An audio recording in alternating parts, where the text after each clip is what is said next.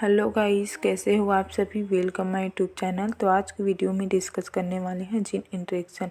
तो ये gene interaction होता है क्या है उसको देखते हैं। उससे पहले देख लेते हैं इसका सिनैप्सिस।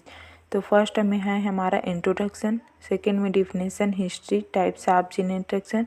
2 टाइप से होते हैं, एलिलिक जीन इंटरेक्शन और नॉन एलिलिक जीन इंटरेक्शन। और फिफ्थ में है कंक्लूजन एंड 6 में है रेफरेंस। अब देखते हैं जीन इंटरेक्शन का इंट्रोडक्शन। जीन इंटरेक्शन तब होता है जब एलिलिक जीन्स और नॉन एलिलिक जीन्स की किसी जीव के F1 पीढ़ी में अपना इफेक्ट दिखाता है तो जीन इंटरेक्शन होता है। जब 2 या 2 से अधिक जीनों के बीच अंतःक्रिया होती है और वे एक दूसरे को इफेक्ट करता है तब जीन इंटरेक्शन होता है। जीन इंटरेक्शन के कारण पारंपरिक द्विसंकर या त्रिसंकर अनुपात में बदलाव आ जाता है, यानी चेंजेस होता है। और जीन इंटरेक्शन के कारण एक जीन की अभिव्यक्ति किसी दूसरे जीन की उपस्थिति या अनुपस्थिति से इफेक्ट होती है और इस नेटवर्क के जीन समूह के बारे में जानकारी मिलती है जो एक जैसी जैविक प्रक्रियाओं में शामिल होती हैं। अब देखते हैं जीन इंटरेक्शन की डिफिनेशन। जीन इंटरेक्शन वह होता है जिसमें 2 या 2 से अधिक जीन्स के बीच अंतरक्रिया या इंटरेक्शन होता है। उसके परिणाम स्वरूप F1 पीढ़ी में जो प्रभाविता दिखता है और उसमें फिनोटाइप बनता है उस जीन को जीन इंटरेक्शन कहते हैं। अब देखते हैं हिस्ट्री। जीन इंटरेक्शन के अध्ययन को के वंशानुक्रम पर मान्यता मिली है। बेटसन और पुनेट के अनुसार सर्वप्रथम बताया कि मुर्गी में 2 जीन्स प्रेजेंट होती हैं जिसका लक्षण प्रभाविता होता है। इसका एग्जाम्पल से देखते हैं। ए और बी 2 जीन्स हैं जिसमें ए फिनोटाइप ए के लिए उत्तरदायी है और जीन्स बी फिनोटाइप बी के लिए उत्तरदायी है। तो दोनों जीन्स के परस्पर क्रिया से यानी जीन इंटरेक्शन होता है तब फिनोटाइप सी उत्पन्न होता है। टाइप्स ऑफ जीन इंटरेक्शन देखते हैं। सबसे पहले है हमारा एलिलिक जीन इंटरेक्शन, जिसमें एलिलिक जीन इंटरेक्शन एक ही जीन के एलील के विभिन्न रूपों के बीच में होता है और इस प्रकार के इंटरेक्शन को एंड्रोजेनिक इंटरेक्शन भी कहा जाता है। मेरा एलिलिक जीन में एक प्लांट में जब red flower and white flower के बीच क्रॉस कराया जाता है तो F1 पीढ़ी में पिंक फ्लावर प्राप्त होता है।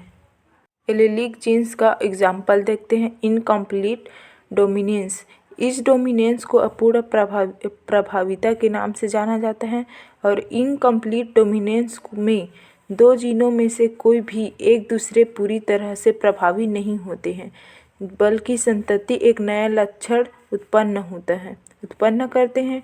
सेकेंड एग्जाम्पल है हमारा कोडोमिनेंस का, जिसे सहप्रभाविता के नाम से जाना जाता है। इसमें 2 या 2 से अधिक एलील एक साथ प्रकट होते हैं, उसे सहप्रभाविता कहते हैं, है ना। अब एग्जाम्पल से देखते हैं। मनुष्य में 3 प्रकार के ब्लड ग्रुप होते हैं, ए, बी और ओ, जिनका निर्धारण विभिन्न प्रकार की लाल रुधिर कोशिकाएं करती हैं और इन रुधिर जीन का नियंत्रण आई जीन करता है जो 3 एलील्स होते हैं और ये IA व IB साथ साथ उपस्थित होने पर यह सह प्रभावी होते हैं और वह A और B रुधिर वर्ग बनाते हैं। जीन इंटरेक्शन का सेकेंड टाइप देखते हैं, non allylic gene interaction. Non allylic gene interaction वह होता है जिसमें जीन क्रोमोसोम पर अलग अलग जगहों पर प्रेजेंट होते हैं लेकिन फिर भी एक ही फिनोटाइप को इफेक्ट करते हैं।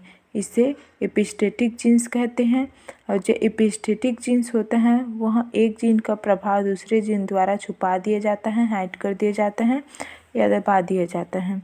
इस जीन्स को अवरोधक जीन्स भी कहा जाता है।